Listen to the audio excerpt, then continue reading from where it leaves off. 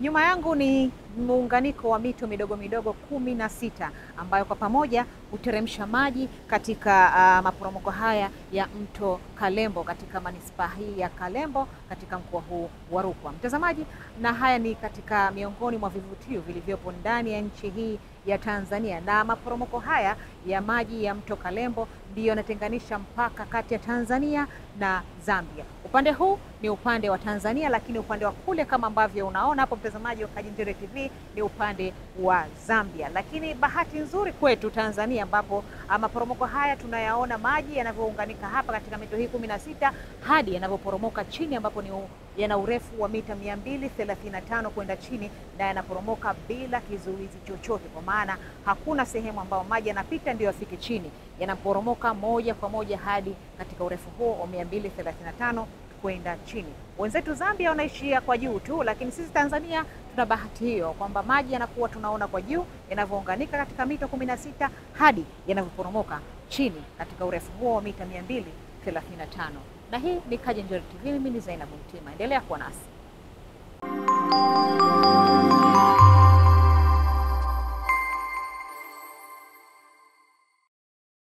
Mtazamaji wa Kajinjere TV, kama ambavyo unaona ni moja kati ya vivutio vya asili vinavyopatikana hapa Tanzania, na utakuwa shahidi Tanzania haijawahi kuishiwa wala kukaukiwa na vitu vipya hasa vya kihistoria ambavyo hivyo ni kwa ajili ya kujifunza, lakini wageni mbalimbali kuja kutizama maajabu mbalimbali yanayopatikana hapa katika nchi yetu. Na leo tupo katika moja ya hifadhi ama kivutio cha kitalii ambapo pengine unaweza kawa hujakifahamu, lakini nipo hapa kukufahamisha. Nipo katika wilaya ya Kalambo katika mkoa huu wa Rukwa, na nyuma yangu kama ambavyo unaona ni kivutio cha asili kabisa ambapo inasemekana ama ndivyo ilivyo ni mpaka kati ya Tanzania na Zambia. Nyuma yangu ni maporomoko ya maji ya Kalambo, na tuko hapa kufahamu mengi kuhusiana na asili hii ama kivutio hiki, na tuko na mhifadhi hapa dada Rose Alois ambaye yeye atatuelezea kwa ujumla kuhusiana na kivutio hiki cha maporomoko ya maji ya Kalambo hapa wilayani Kalambo mkoani Rukwa. Dada Rose, karibu. Na asante. Wewe ni mhifadhi hapa siku nyingi, bila shaka utakuwa unaelewa kuhusiana na historia nzima ya hapa. Ndio. Kwa kwanza kabisa tuambie kuhusiana na ukubwa wa eneo hili la hifadhi. Hifadhi ya mazingira asilia ya Kalambo ina ukubwa wa hekta 43,334. Na leo hapa tuko eneo la maporomoko ya maji Kalambo. Maporomoko haya yana urefu wa mita 235 kutoka juu mpaka chini, yakishika namba 2 barani Afrika, yakiongoza na maporomoko ya Tugela yanayopatikana South Africa. Sawa. Maporomoko haya yanatumika kama mpaka kati ya nchi mbili, Tanzania na Zambia. Na serikali imeweka nguvu kubwa sana kwa kujenga miundombinu ya ngazi kama mlivyoona, kuweza kuwasaidia wageni na watalii wanaofika katika eneo hili. Vile vile hawajaishia kujenga ngazi tu, na kwa mwaka huu wa fedha wanaendelea kuongeza miundombinu mingine kama vile nyumba za kulala, sehemu ya jiko, sehemu ya vinywaji na sehemu ya chakula. Maporomoko haya kama ambavyo tunaona nyuma yetu hapa ni ya moja kwa moja.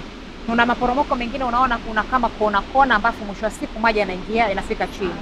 Hii ikoje hapa? Aina ya maporomoko haya yanaitwa ni free single drop waterfall, kwamba yanashuka kutoka juu mpaka chini bila kuzuizi chochote. Na huo unaovuka moshi ule mvuke ni kutokana na maji yanapopiga chini Ndio. Okay. Maji yanapopiga chini ndo huo mvuke unatokea. Okay. Na tuzungumzie kuhusiana na hayo maji. Maji yanatokea wapi? Haya maji yanatokea mto Kalambo, ambao huo mto unapokea maji kutoka kwenye vijito vidogo vidogo 16 vinavyotoka katika mto Kalambo, ndio chanzo cha maporomoko ya maji. Umesema hapa ni mpaka wa Tanzania na Zambia. Huu mpaka wa Zambia wananufaikaje na sisi tunanufaikaje? Wa Zambia wananufaika kwa kutumia maporomoko hayo kama kivutio cha utalii, ambapo wageni wao wanafika kuona maporomoko kwa juu, lakini hawana access ya kushuka chini. Lakini sisi kidogo tulibarikiwa, wageni wetu wanaona maji kwa pande zote mbili, kutoka juu mpaka chini. Okay. Na kuna vituo pengine labda kama hifadhi nyingine kuna kituo cha kwanza, cha pili. Hapa tulipo pengine ni kituo au ni kitu gani tulipokaa? Hapa tupo kituo cha 3, kituo cha Dr. Hamis Kigwangalla aliyekuwa waziri wa utalii. Alipewa heshima hii kwa sababu alikuwa ni waziri wa kwanza wa maliasili na utalii kufika katika eneo hili. Ndio. Na umbali wa kutoka kituo kimoja kwenda kituo kingine ni umbali gani? Au naona umbali kwa ujumla kutoka juu mpaka kituo cha mwisho ni mita 692. Na kuna vituo vingapi? Kuna vituo 3 ambako tunatumia ngazi. Kuna ngazi 1270 mpaka kufika kituo cha mwisho. Hapa tulipo tumeshuka ngazi ngapi?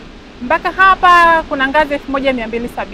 Tumeshuka ngazi 1270 hadi hapa kutoka juu mpaka hapa tulipo. Tutapandisha huko na njia nyingine? Hapana. Njia ni hiyo hiyo. Tuambie kituo cha pili na cha kwanza. Kituo cha kwanza tunaona maji kwa 45. Ni kituo cha Profesa Dos Santos Silayo. Yaani kituo cha pili ni Commissioner wa bodi ya TFS. Na kituo cha pili ni kituo cha Meja Brigadier Baraka Mkeremi. Alipewa heshima hiyo kwa sababu alitoka huku chini mpaka juu akiwa anapasha bila kupumzika. Na kituo cha 3 ambapo tuko sasa hivi tunaona maji kwa 98. Kituo cha Mheshimiwa Hamis Kigwangalla, alikuwa waziri wa kwanza wa maliasili na utalii kufika katika eneo hili. Okay. Ikitokea mimi napasha kutoka hapa ngazi 1270 tulivyoshuka nikapandisha hadi juu na piku historia hapo, lazima tuhakikishe kwanza kama kweli umefika juu bila kupumzika. Tuambie ukubwa au shikambia kuhusiana na ukubwa tayari. Haya, tuambie kitu kingine ambacho kinapatikana tofauti na maji katika hifadhi. Tofauti na maporomoko ya maji, pia tuna viewpoint ya walking safari kilomita 2. Katika hiyo viewpoint tunafanikiwa kuona kijiji ambacho kilimezwa na maji mwaka 2001. Kwa sababu ilikuwa ni eneo la ziwa, baada ya watu kuweka makazi yao pale, ziwa lilirudi mahali pake, ziwa Tanganyika. Ziwa Tanganyika. Kwa hiyo kijiji kiko kwenye maji. Wanakijiji walikuwa wapi kipindi hicho? Walikuwa hapo ndani, lakini bahati nzuri hapakuwa na maafa. Kwa hiyo serikali imefanikiwa kuwapa eneo lingine kwa ajili ya makazi yao. Okay. Wanyama wanapatikana? Wanyama wanapatikana na hifadhi yetu, kuna tembo, kuna nyani, kuna swara pamoja na nguruwe pori. Ndio wanyama wengi, yani idadi hiyo ya wanyama au aina hiyo ya wanyama ndio wanaopatikana sana ndani ya hifadhi yetu. Kuna watu wanafika katika kituo cha mwisho kabisa, yani zaidi ya hapa au hapa ndo mwisho? Hapana, kuna watu wanafika hadi mwisho zaidi chini kabisa ya kuona maji kwa 100%. Lakini kwa sasa kutokana na hali ya hewa, mvua nyingi zinazozidi kunyesha, kwa chini sio salama sana kwa mtalii kuweza kufika kule. Vile vile tuna utalii wa nyuki pia ndani ya hifadhi yetu, tuna mizinga ambayo tumeiweka. Kwa hiyo kuna watu wanadungishwa wale nyuki. Wale nyuki wanaongeza kinga ya mwili. Unang'atwa kusudi. Wanakudungisha nyuki. Ile nyuki anaongeza kinga ya mwili. Kwa hiyo tuna utalii wa nyuki pia. Kuna mizinga, kuna elimu ya ufugaji nyuki inatolewa ndani ya hifadhi yetu pia. Nielezee kuhusiana na nyuki. Nyuki namchokoza ili akung'ate? Hapana, kuna wataalamu hapo, wataalamu maafisa nyuki. Wana utaalamu wa hizo kazi na wanajua wanamdungishaje mtu nyuki kwa ajili ya kuongeza kinga ya mwili. Nyuki akikung'ata si unavimba, inakuwaje? Inategemea na mtu. So yani mtu anadungisha nyuki kutokana na ridhaa yake. Kuna wengine wanareji, wengine wanavimba, lakini ni ombi la mhitaji mwenyewe ambaye ni mtalii. Okay. Mtu anafikaje hapa Kalambo? Kalambo ngolezaje hapo? Kutoka tuseme mjini pale wilaya ya Sumbawanga. Ni wilaya ile Sumbawanga. Manispaa ya Sumbawanga. Manispaa ya Sumbawanga mjini. Dio. Hadi hapa anafikaje? Ni kilomita pengine ngapi hadi kufika hapa? Kutoka Sumbawanga mjini mpaka eneo hili la hifadhi ya maporomoko ya maji ni kilomita 120. kwa usafiri wa gari. Na pia kuna magari ambayo yanapatikana yanayotoka Sumbawanga mjini mpaka kijiji hiki cha Kapozwa au Kalambo, maana hapo kuna vijiji viwili katika hii park yetu. Okay. Na gharama? Pengine Gharama kwa Mtanzania ni shilingi 2,000 na kwa mtu ambaye yuko nje Afrika Mashariki anatakiwa kulipa $10 kwa mtu mmoja. Kwa gharama ni nafuu sana. Ningependa kuwakaribisha Watanzania wote waje watembelee vituo vyetu kwa ajili ya kuongeza pato la taifa, kwa sababu gharama ni nafuu sana kwa Watanzania. Sahihi. Wakati nimefika hapa kituo hiki cha tatu, chini pale nimeona ule upinde wa mvua. Ndiyo. Na mara nyingi ule upinde tunauona kwenye mawingu angani. Huu unauona chini kwenye mawe. Ndiyo. Kwa nini? Hiyo ni kutokana na mvuke wa maji na reflection ya jua vilivyokutana ndio mvuke umetokea. Kwa hiyo pia kitu ni cha tofauti sana, ni cha kipekee sana. Upinde wa mvua kuonekana chini badala ya juu. Badala ya juu. Na ni moja kati ya vivutio, si ndivyo? Ni moja kati ya vivutio. Na ni mara nyingi au mara chache na unatokea? Yaani karibia kila siku jua likiwepo lazima kitu kionekane. Haya. Watu wanafika kule kabisa chini? Wanafika chini pale. Kuna kinjia kiko hapo, wanapita kwa chini. Japokuwa wafika kabisa kwenye anguko la maji penyewe, lakini kuna mahali wanaishia. Pengine hakujawahi kutokea madhara yoyote, labda mtu kateleza kaumia? Haijawahi kutokea. Pengine tukiwa tunamalizia kabisa, una jambo gani la kuzungumza na Watanzania, watu wanaoishi karibu na vivutio hivi? Ningependa kuwakaribisha Tanzania wote waje katika maporomoko yetu ya maji Kalambo kwa ajili ya utalii wa ndani, kwa sababu kuna miundombinu mizuri ya mtu kuweza kufika eneo hili na pia ni salama kabisa. Gharama yake ni nafuu sana.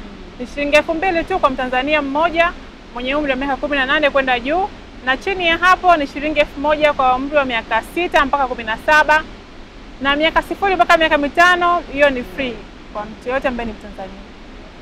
Mtazamaji wa Kajenjere TV, bila shaka umefahamu, umeelewa, umekielewa kile ambacho nimekuandalia kwa leo. Kama nilivyokuambia, nipo katika maporomoko ya maji hapa Kalambo, katika wilaya ya Kalambo mkoani Rukwa, na lengo ni kusogezea vile vitu ambavyo pengine hapo nyumbani unajiuliza vitu vipo Tanzania, lakini vipo, na kwa takwimu na tafiti eneo hili ni la pili kwa urefu wa mita 235 kutoka juu, urefu wa maji kutoka juu hadi chini. Ni inashika nafasi ya pili kiongozwa na vivutio vilivyokuwa kule nchini South Africa ama Afrika Kusini.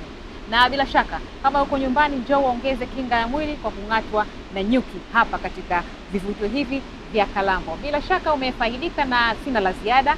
Nyuma ya kamera yuko Eric John pamoja na Jacob. Mimi ni Zainab Mtima, hadi wakati mwingine.